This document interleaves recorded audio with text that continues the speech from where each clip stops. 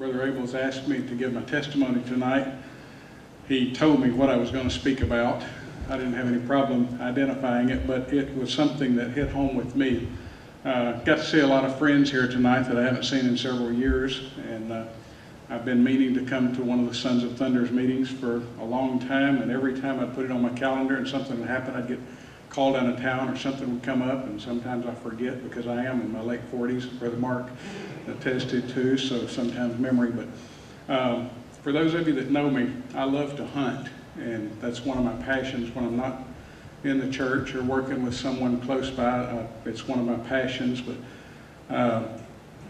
part of the NWTF, National Wild Turkey Federation, I got to go on a turkey hunt with Lieutenant Governor over in Oklahoma. And this was in April of 2009. And I went on that hunt, had a great time. November of 2009, I was invited back. And I guess they didn't know me very well, but they asked me to come back because we had such a great time in April of 2009. So in November, they made the plans, and we got it slated. The hunt was set up for April the 15th. We went out and hunted, had a great hunt on the 15th. Got to meet some friends there that I'd made the year before and had a great time with them. The hunt on the 15th was a great success. Saw a lot of birds, killed a nice bird that day. On the morning of the 16th, it was raining when we woke up, and those of you that do turkey hunt know that thunder and lightning is not real good for the hunt, but I was that far away from home, I said we're going to go out and try it again. So we put on our rain gear, and we went out for a few hours, and didn't get a bird that day, so I headed home. And I've always been one to go full force. When I was driving, I would go just as fast as I could get there, as what I thought was as safe as I could get there. But for some reason that day took a little longer. It slowed down in the rain, and was on my way home. And being in a hurry always, I always run the gas tank down as low as I could get it to run. And I didn't run out of gas, but the point is that I did stop on the Cimarron Turnpike in Oklahoma on my way home to get gas, and I didn't really need gas. And unbeknownst to me, there was a reason for me to stop there, but I pulled in and I got my gas, refueled the truck at a little service plaza, pulled back out on the turnpike, and on the turnpike in Oklahoma, the speed limit's 75. And for those of you that have been there, the medians are elevated, unlike ours here in Arkansas, and I guess they're about 15 feet wide. But I pulled back out on the turnpike and started home. And there was a little silver Toyota Camry right there where I pulled out, and I pulled in beside them. And they went just a little in front of me, and as they pulled over in my lane, I followed them. And there was an 18-wheeler hauling a load of pipe right beside us, and the truck went on. And we were driving about 72 miles an hour. And I followed this car for about 10 minutes or so. And about a mile before I reached the exit there for Highway 99, and there was a toll booth there, the lady was driving the car. And remember, we were on wet highway, and they hydroplaned. And they turned full circle and was facing me. And we're doing about 72. And I backed off of it, and I pulled over in the right-hand lane, and the car clipped the median with the right back tire. Went just a little airborne, and over on the westbound traffic, there was an 18-wheeler pulling a tanker. The car's right back corner struck the left rear wheels of the tanker. And it was a horrific accident. Car parts went everywhere. My truck was showered with parts. I was swerving. I threw my hands up, went off on the shoulder. I got stopped and backed up as fast as I could go. The car was resting, facing northbound on this median now.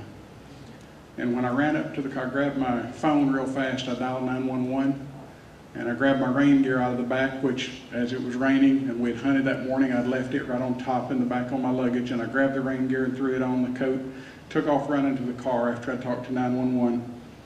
And when I ran up to the passenger seat, there was a man's legs in the passenger seat, and that was all that was there. And I know some of you have worked in law enforcement. I got friends here that were in law enforcement. For people that's seen that, I know it still makes a toll and an effect on you, but I'd never witnessed anything like that. So I ran around to the driver's side, and the lady was driving the car, was sitting there in a daze, obviously. And I'll never forget, she glanced over at where her husband was sitting, and then she turned back and looked at me with just a blank stare, and I knew she had to be in shock. And by this time, other cars had started to stop and help, and they ran up, a couple of truck drivers had ran up with some crowbars and started trying to get her out of the car, trying to get her door open. And they held a tarpaulin up over her where the rain would be shielded from her. And I saw there was nothing I could do with her immediately, so I went back to my truck. And I sat in my truck for just a moment, and I was waiting on the Oklahoma Highway Patrol and the paramedics to show up. And I sat there in my truck and I bowed my head. And at that point, all I could do was say, God, thank you for your protection that you've afforded me, and help that lady with what she's fixing to have to go through. Because I knew she was going to have a real hard time later on. I didn't know the relationship between her and the passenger that was there. There was debris scattered everywhere. People were running up trying to help, and like I said, all I done was prayed for her. And immediately, my mind went back to James 4:14. And it says, whereas you know not what shall be on the morrow, for what is your life? It is even a vapor that appeareth for a little time, and then it vanisheth away. And I'd heard that all my life, that how short life was, but we take it so much for granted.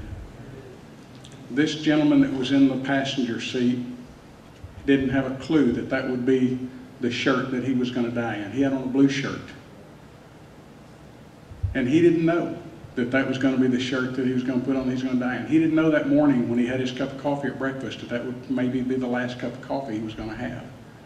We're not promised 3 minutes when we leave these doors. I want to ask you a question, and I want to get personal just for a minute, and I want you to forget about the person that's sitting next to you. Think about it's just you and I sitting here. Are you playing church tonight? Is there anybody in here that's attending church on Sunday morning and Sunday night and Wednesday night service and can stand up and sing and raise your hands to God and act like you're worshiping? Are you playing church? And I know it's a serious thought. It's something that you really need to think about deep inside, because there's times in my life that I've been like that. I'm sure all of us have. We all fall short. All of us. I asked myself then, God, what can I do to change my life? About 2 hours went away. It's about a 3.5 hour drive from where I was at, and 2 hours had passed, and all this is going through my head, and I'm still driving, thanking God for His protection. I stopped and I picked up the phone and I called my daughter. She's 16 at the time.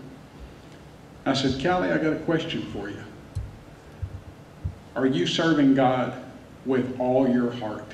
Do you know that if you were to die tonight, where would you spend eternity? Because as Brother Mark led to earlier, that's all that's going to matter. When we get to the end of our life, and like I said, it could be tonight, we don't know. You know, I'm 47. You may outlive me. I may outlive you. We don't have a clue. But it's a very important question you need to ask yourself. She told me she was living for God and she knew where she would spend eternity, and I told her to stay that way because that's all that's going to matter. And I shared a story with Pastor Gables last Sunday night, and this is a little bit different than what I just spoke about, but I want to tell you this real quick, and then I'll hand it back over to Pastor Gables. But I heard this a couple of weeks ago. There was a king in a foreign country, and this king loved to play golf. And he knew there was a lot of Americans that played good golf, and so he contacted one of the golf pros here in the United States. And he said, I'd like for you to come to my country, all expenses paid. I want to watch you play golf, and I want to learn from you, and you can help me to be a better golfer. So the guy thought, that's a great opportunity, so he went on the trip. He spent a couple of weeks with this king. The trip was over, they'd had a great time. The young man started to leave, and the king came up to him and he said, you know, I've learned a lot and you've helped me a lot. And I want to give you anything that your heart desires. You name it and I'll give it to you. I've got a lot of wealth and I can do whatever you want to do. Young golfer thought for a few minutes and he thought, you know, I've always wanted a custom club. I'd like to have a really nice driver or a putter. He told the king, he said, your choice. make you whatever you want. You know, you like golf, you know what I'd like, just fix me up. King said, okay. So the golfer came back home. He waited about a week. He went and checked his mailbox every day. He looked for a delivery on the porch, nothing. He'd come home every day from work, nothing showed up.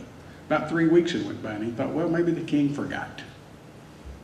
So one day he came home and he went to the mailbox and opened it, and there was an envelope from the king. He opened the envelope up, and he looked in there, and there were some papers, and he started looking through it. And there was a deed in the envelope to the finest golf course in the whole United States made out to this young golfer. Okay? So the moral of the story and the thought is, this young golfer asked for a golf club, but yet we serve a king that can give you the deed to the whole course. So your heart's desires are what he desires for us. God bless you, and thank you for your attention.